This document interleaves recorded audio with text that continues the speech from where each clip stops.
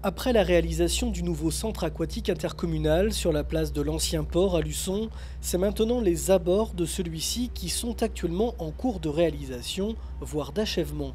La première phase de cet aménagement concerne les quais ouest et nord de la future piscine qui ouvrira ses portes le 25 novembre prochain. Après les travaux de la voirie, des trottoirs, ce sont les perrets de l'ancien port qui sont en cours de réhabilitation où prendra place une aire de jeu. Bon, ça fait quand même longtemps que les travaux sont commencés. Ça a été long un peu pour les riverains et puis même pour nous, on attendait avec impatience.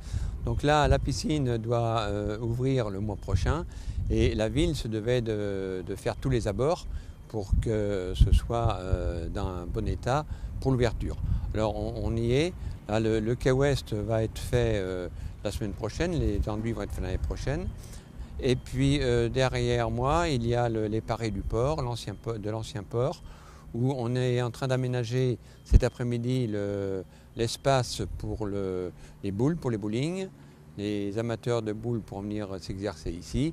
Et puis le reste de la place va être occupé par les jeux pour les enfants.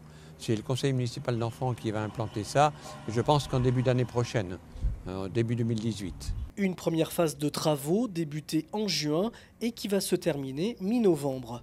L'aménagement du quai Est sera réalisé dans un second temps pour un montant global de 1 200 000 € à la charge de la ville de Luçon.